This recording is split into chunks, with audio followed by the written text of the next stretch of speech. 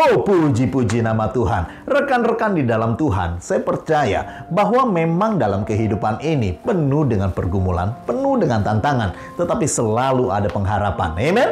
Dan kita akan melihat bagaimana kehidupan seorang suami dan istri yang tidak memiliki anak selama 8 tahun, saudara. Ini tentunya menjadi pergumulan dalam keluarga inti maupun dalam keluarga yang besar. Tetapi tetap ada pengharapan di dalam Tuhan. Saya percaya ada kuasa di dalam doa. Amen.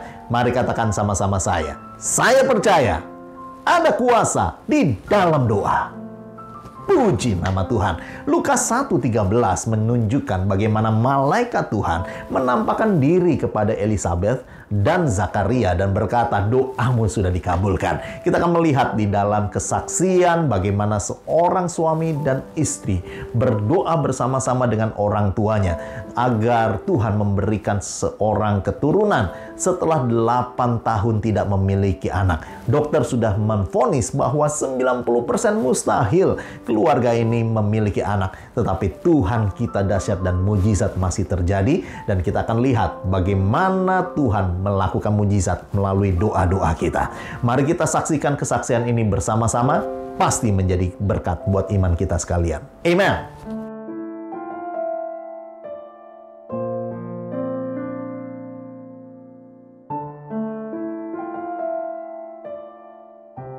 Terima kasih.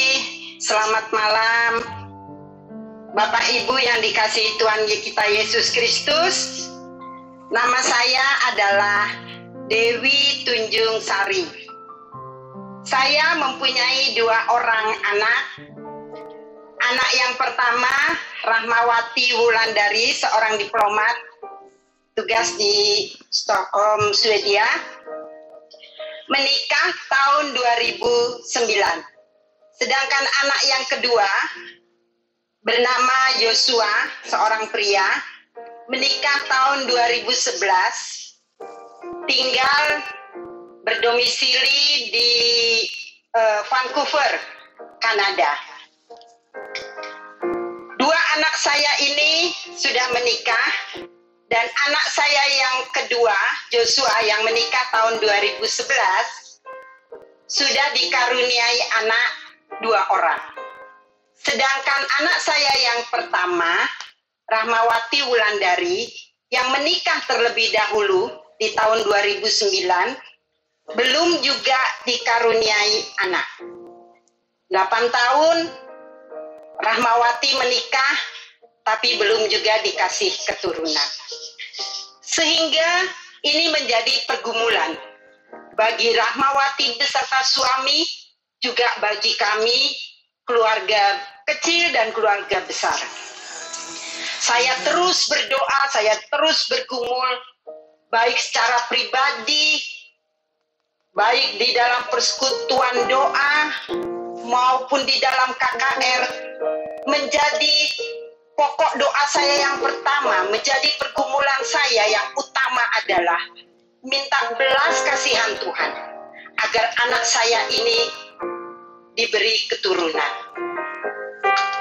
Hari berganti hari, tahun berganti tahun, belum ada tanda-tanda anak saya Rahmawati ini dikasih keturunan. Sehingga pada sewaktu-waktu saya mendapat undangan persekutuan doa karyawan-karyawati bank di Jakarta tanggal 8 November 2017 jam 12 siang hari Jumat dengan pelayan firman Bapak Pendeta Daniel Saragi, Pastor Daniel Saragi. Hari itu saya bersiap-siap untuk pergi ibadah. Tapi apa yang terjadi Bapak Ibu sekalian, jalanan Jakarta pada waktu itu macet luar biasa. Sehingga singkat cerita, sampai di tempat ibadah, sudah lewat waktunya ibadah. Begitu saya mau masuk ruang ibadah, Bapak Pendeta sudah turun dari mimbar dan beliau sedang mendoakan para jemaat. Saya dengan takut-takut dan malu hampir balik badan, tapi teman saya berteriak, "Bu Dewi, masuk!" Saya datang, kemudian Pastor Daniel menyapa saya, "Bu Dewi, apa yang menjadi pergumulan Ibu? Apa yang Ibu minta doakan?"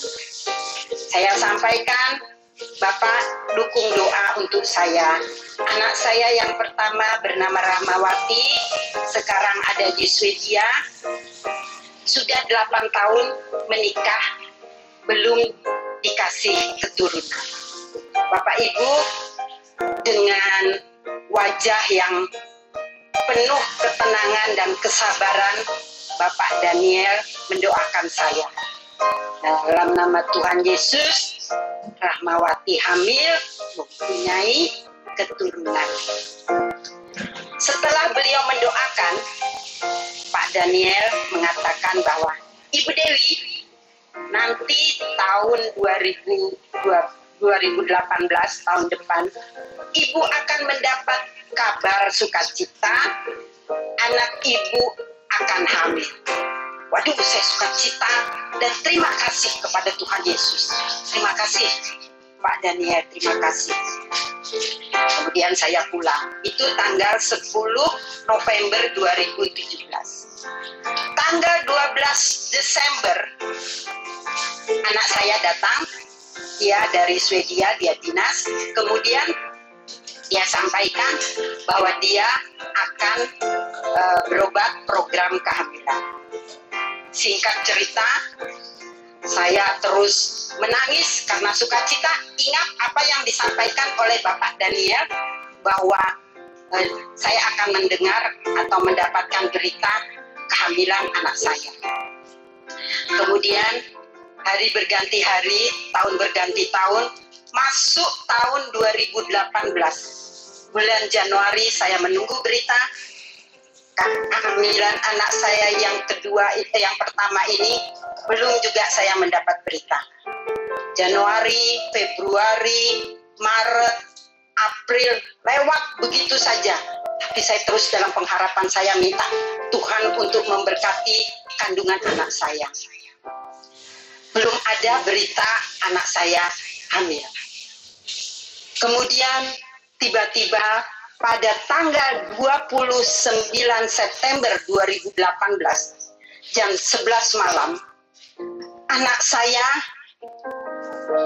memberitakan, ya kirim gambar, "Mama, lihat, ini hasil tes pack. Aku hamil." Saya di kamar sendiri, saya teriak, "Terima kasih Tuhan Yesus, haleluya, terima kasih Tuhan Yesus." Bayangkan bertahun-tahun saya menunggu berita ini. Aduh, luar biasa, saya sangat sukacita. Tapi anak saya bilang, "Tunggu mah, saya akan periksa ke dokter. Ini baru hasil tes pack. Nanti saya akan kabari lagi hasil dari periksa dari dokter." Kemudian mereka periksa ke dokter, terus hasilnya adalah positif hamil, dalam kandungan ada janin. Tanggal 13 Mei 2018 saya berangkat ke Swedia untuk menyaksikan dan menemani kelahiran anak saya, menyaksikan lahirnya cucu saya yang pertama dari anak pertama. Tapi Bapak Ibu sekalian, di sini saya masih diuji untuk tetap berpengharapan kepada Tuhan. Pada waktu melahirkan sesuai dengan jadwalnya, anak saya belum juga melahirkan. Anak saya periksa ke dokter, dan dokter bilang, "Oke, kalau belum saatnya melahirkan, nanti kita bantu dengan melahirkan normal, dengan dibantu induksi." Anak saya tidak mau, karena anak saya takut, karena usianya sudah cukup berumur. Kemudian dokter bilang di sini itu tidak boleh. Tidak boleh namanya operasi. Harus yang namanya diutamakan itu adalah melahirkan normal. Karena kondisi anak saya itu memungkinkan melahirkan normal. Singkat cerita, kami pergumulan untuk antara lahir normal dengan melahirkan secara operasi. Tapi yang ajaib, Tuhan bisa merubah keputusan tim dokter yang tidak memperkenankan anak saya itu melahirkan secara normal. Mereka setujui untuk melahirkan secara operasi sesar. Dan luar biasa, tanggal 9 Juni 2019, cucu saya lahir dengan operasi sesar. Jadi bukan rekayasa kita minta tanggal untuk dioperasi, tapi Tuhan yang menentukan. Operasi boleh tanggal segitu. Dan Bapak Ibu sekalian yang luar biasa, tanggal 9 Juni 2019 adalah hari itu, hari pencurahan Roh Kudus. Amin. Di situ Tuhan ingin membuktikan bahwa Tuhan menyertai kita dan Tuhan merancang semuanya ini. Yang tadinya tidak mungkin hamil, menjadi hamil. Yang pada waktu mereka periksa, dokter bilang bahwa ini kondisi anak saya tidak bisa hamil karena kondisinya hanya 10%. Tuhan rubah menjadi 100%. Doa kami, doa kita, doa semua dijawab oleh Tuhan. Terima kasih Tuhan Yesus. Terima kasih Pak Daniel yang telah mendukung kami di dalam pergumulan kami. Tuhan Yesus memberkati kita semua. Haleluya. Amin. Wow, haleluya, haleluya, haleluya. Berikan semua pujian hanya bagi Tuhan. Amen. Wow, Haleluya. luar biasa. Tuhan dahsyat, Tuhan dahsyat. Terima kasih Ibu Dewi, kesaksian yang pasti menjadi berkat bagi semua kita, bahwa intinya satu hal, bahwa kalau Tuhan sudah berkehendak, apapun yang kita pikirkan, apapun yang kita khawatirkan, tidak perlu kita khawatir lagi di dalam Tuhan, karena ada Tuhan yang dahsyat. Amen. Ibu Dewi, sedikit saja. Jadi anak kita sekarang, cucu kita sudah umur berapa sekarang? Sekarang sudah umur 11 bulan, hampir 1 tahun.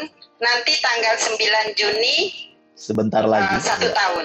Wow, puji Tuhan. Dinamakan nama lengkapnya siapa? Namanya Sofia Askira Maftea Simbolon. Wow, haleluya. Dan sekarang masih di Swedia, di Stockholm. Mereka ini rencana mau pulang ke Indonesia. Ya, oke. Wow, terima kasih sekali lagi Ibu Dewi. Saya mau berdoa sebentar Pak untuk Daniel, ya. Satu hal lagi Pak Daniel. Silakan. Iya, jadi kejadian anak saya ini, peristiwa mujizat dia hamil, itu menjadi berita yang viral di antara teman-temannya. Wow. Sehingga dia mendapat ucapan dari segala penjuru dunia, dari teman-temannya para diplomat. Yes. Karena mereka tahu yang tadinya 10% bisa menjadi 100%. Wow, puji Tuhan. Maksudnya kemungkinan bisa memiliki anak hanya 10%. Tetapi Tuhan menjadikannya itu 100% untuk kemuliaan Tuhan ya. Haleluya, haleluya. Puji nama Tuhan. Ibu Dewi, saya mau berdoa sebentar untuk Ibu Dewi dan juga anaknya Rahma dan juga Sofia ya. Sofia. Ya. Nanti waktu datang ke Jakarta, bolehlah kita berjumpa sama-sama dan kita berbagi bahagia sama-sama. Mari kita berdoa sama-sama. Tuhan Yesus, kami bersyukur untuk kabar bahagia, kabar sukacita, mujizat-Mu selalu terjadi, dan bahkan kami boleh melihat mujizat sampai hari ini tetap terjadi. Karenanya berkat Tuhan melimpah bagi Ibu Dewi dan seluruh keluarga besarnya, dan kami percaya Tuhan bahwa selalu ada pertolongan, selalu ada kekuatan, selalu ada pengharapan di dalam Tuhan. Dan kami bersyukur untuk Ibu Dewi yang memiliki hati yang begitu besar untuk anak-anaknya, bahkan untuk cucu-cucunya. Dan engkau akan lihat bahwa seperti Yesaya berkata, bahkan sampai pada masa-masa seniormu, aku tetap dia. Akulah yang menggendong engkau, dan engkau tidak perlu khawatir, karena segala sesuatu sudah disediakan. Dan bahkan pertolongan, penyediaan, dan bahkan perlindungan Tuhan kuat untuk Ibu Dewi, juga untuk keluarga anak kami Rahma dan juga cucu Sofia. Di dalam nama Yesus, Tuhan terus angkat dan angkat, sehingga di dalam masa kerjanya mengabdi bagi pemerintah, mengabdi bagi bangsa Indonesia. Kami percaya rencana Tuhan selalu indah. Dan juga kami mau tumpangkan dan ucapkan berkat untuk anak kami, cucu kami Sofia. Di dalam nama Yesus, anak ini menjadi anak mujizat. Anak ini menjadi anak yang memuliakan Tuhan. Ini menjadi anak yang sungguh dilawat oleh Tuhan, karena ia dilahirkan pada saat pencurahan Roh Kudus. Kami percaya Tuhan, dan kami mau lihat tahun-tahun ke depan ada hal yang indah yang akan Sofia alami dan menjadi berkat buat kami semua. Dalam nama Yesus kami berdoa. Haleluya. Amin. Wow, puji nama Tuhan. Thank you Ibu Dewi.